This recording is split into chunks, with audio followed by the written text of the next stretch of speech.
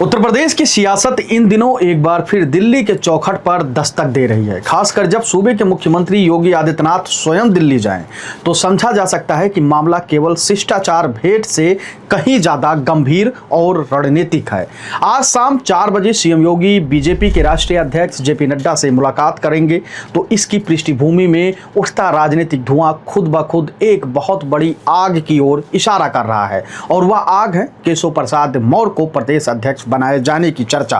बीते कुछ हफ्तों से यह चर्चा जोर पकड़ चुकी है कि उप मुख्यमंत्री केशव प्रसाद मौर्य को यूपी बीजेपी का नया प्रदेश अध्यक्ष बनाया जा सकता है। सूत्रों की माने तो यह पूरी कवायद गृह मंत्री अमित शाह की देखरेख में हो रही है, और मंशा साफ है, यूपी में योगी की राजनीतिक ताकत को संतुलित करना, या यूं कहें कि नियंत्रित करना। लेकिन सवाल यह उठता है कि क्या योगी आदित्यनाथ को नियंत्रित किया जा सकता है, और जवाब खुद घटनाओं में छुपा हुआ है। योगी ने सक्रियता दिखाकर संघ के साथ अपने रिश्तों को और भी मजबूत कर दिल्ली दरबार में जो चाल चली है, वह शाह की बिसात को उलट सकती है। सीएम योगी का दिल्ली दौरा केवल एक रूटीन शेड्यूल नहीं है। जिस वक्त संघ, संगठन और सरकार तीनों के भीतर यूपी की कमान को लेकर रस्साकसी चल रही हो, उस वक्त योगी का राष्ट्रीय अध्यक्ष से मुलाकात करना साफ संकेत देता है कि वह कोई भी फैसला अपने बगैर नहीं होने देना चाहते हैं, खासकर उत्तर प्रदेश में। सूत्र बताते हैं कि योगी की आज की बैठक में संघ के कुछ अहम प्रतिनिधि और संगठन के बड़े चेहरे भी अलग अलग स्तर पर शामिल हो सकते हैं। यानी यह दौरा अंदर खाने की सत्ता संतुलन को तय करने वाला हो सकता है। अमित शाह की राजनीति शैली रही है कि वे दूसरे स्तर के नेताओं को उभार कर मुख्यमंत्री पद पर नियंत्रण रखते हैं। महाराष्ट्र में देवेंद्र फडणवीस की वापसी, मध्य प्रदेश में सिंधिया के जरिए सत्ता का गणित बदलना सब नीति का हिस्सा रही है। यूपी में भी केसों को आगे करके यही शाह रणनीति दोहराई जा रही है। लेकिन योगी आदित्यनाथ वो नेता हैं जो अपने प्रशासनिक पकड़, हिंदुत्व वाली छवि और जनता से जुड़ाव के चलते बीजेपी के भीतर एक अलग ध्रुव बन चुके हैं। उनका सीधा संवाद संघ से है, और यही बात अमित शाह की रणनीति को बार बार असफल बनाती है।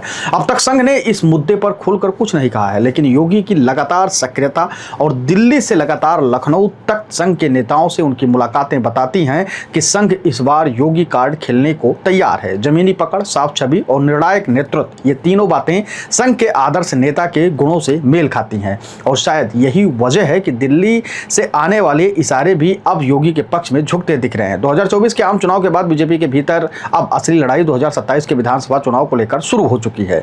यूपी देश की सबसे बड़ी राजनीतिक प्रयोगशाला है, और यहाँ की सियासत का सीधा असर केंद्र की राजनीति पर पड़ता है। सीएम योगी का दिल्ली दौरा इस बात का स्पष्ट संकेत है कि कोई भी सियासी दांव अपने बिना वो चलने नहीं देना चाहते। केशव को प्रदेश अध्यक्ष बनाना जितना संगठन का फैसला है, उतना ही योगी का परीक्षा भी है। लेकिन अब तक संकेत बताते हैं इस परीक्षा में योगी न केवल पास हुए हैं, बल्कि अपने ही शर्तों पर राजनीति की दिशा भी तय करते आए हैं। योगी आदित्यनाथ इस समय भारतीय राजनीति के सबसे दिलचस्प शख्सियतों में से एक है। उन्हें न तो सिर्फ सीएम समझा जा सकता है और न ही सीमित क्षेत्र वाला नेता। वह एक आदर्श हिंदुत्व चेहरा, प्रशासनिक रूप से सख्त और संगठन से ऊपर संवाद करने वाले नेता के रूप में खुद को स्थापित कर चुके हैं। शाह की राजनीतिक बिसात पर अगर कोई खिलाड़ी उनके मोहरों को पटक सकता है, तो वह सिर्फ योगी आदित्यनाथ हैं, और आज का दिल्ली दौरा उसी खेल की अगली चाल है। यह पूरी घटनाक्रम किसी पद की लड़ाई नहीं है, बल्कि 2027 विधानसभा चुनाव की तैयारी का युद्ध है। टिकट वितरण, संगठन में नियुक्तियां और सत्ता की धुरी किसके पास होगी, इसका फैसला अब हो रहा है।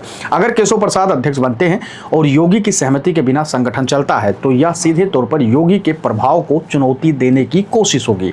लेकिन योगी इसका जवाब संघ के साथ, जनता के बीच और संगठन के भीतर देना शुरू कर चुके हैं। दिल्ली दौरे उसी सियासी जवाब का हिस्सा माना जा रहा है। माना यह भी जा रहा है कि आज जब सीएम योगी आदित्यनाथ जेपी नड्डा से मुलाकात करेंगे, तो कई तरीके की बातें होने की वहां पे संभावना और गुंजाइश है, क्योंकि जेपी नड्डा पहले ही संघ के मुकाबले नहीं बैठे हैं, सामंजस्य नहीं बना पाए। क्योंकि जब लोकसभा का चुनाव था, तो जेपी नड्डा ने उस समय अपने एक इंटरव्यू के दौरान कहा था कि अब भारतीय जनता पार्टी इतनी बड़ी पार्टी हो गई है कि उसे संघ की आवश्यकता चुनाव में नहीं पड़ती है। यानी कि साफ तौर पे उस समय भी कई तरीके की बयानबाजी सियासी गलियारों में उठे थे, हलचल पैदा हुई थी, और कहा यह जा रहा था कि संघ और भारतीय जनता पार्टी के बीच अब सामंजस्य नहीं बन पा रहा है। तो वहीं आज योगी आदित्यनाथ एक बार फिर शायद संघ की वजह से दिल्ली में जेपी नड्डा से मुलाकात करेंगे। कहा यह जा रहा है कि उत्तर प्रदेश में जिस प्रकार से प्रदेश अध्यक्ष बनाए जाने को लेकर बातचीत चल रही है, और केंद्र में राष्ट्रीय अध्यक्ष बनाए जाने को लेकर बातचीत चल रही है, उसमें योगी एक प्रमुख किरदार हैं, और उनसे बिना सहमति लिए कोई भी पद किसी को दिया नहीं जा सकता। आरएसएस ने ये साफ कर दिया है।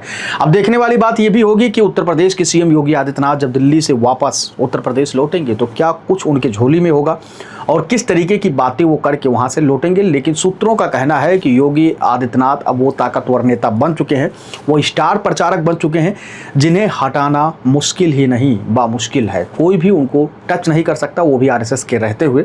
इसलिए योगी आदित्यनाथ अपने स्वयं के फैसलों को पढ़ते हैं, देखते हैं और उसे पूरे प्रदेश में लागू करते हैं। लेकिन बीच में जिस प्रकार का केशव प्रसाद मौर्य का चाहे वो बयान हो, अमित शाह को गुरु कहना, चाहे वो फिर अमित शाह का एक बयान था मित्र कहना, ये दर्शाता है कि केशव और अमित शाह मिलकर ये सारी स्ट्रेटजी तैयार कर रहे हैं कि योगी को कैसे केंद्रित किया जाए, यानी कि नियंत्रित किया जाए उत्तर प्रदेश में। क्योंकि इसके पहले भी केशव ने एक और बयान दिया था जब लोकसभा चुनाव में भारतीय जनता पार्टी को करारा झटका उत्तर प्रदेश में लगा था, तब उन्होंने कहा था कि संघ सरकार से बड़ी होती है। सरकार में कौन था? योगी आदित्यनाथ। और संघ का अब कौन प्रदेश अध्यक्ष बनेगा? केशव प्रसाद।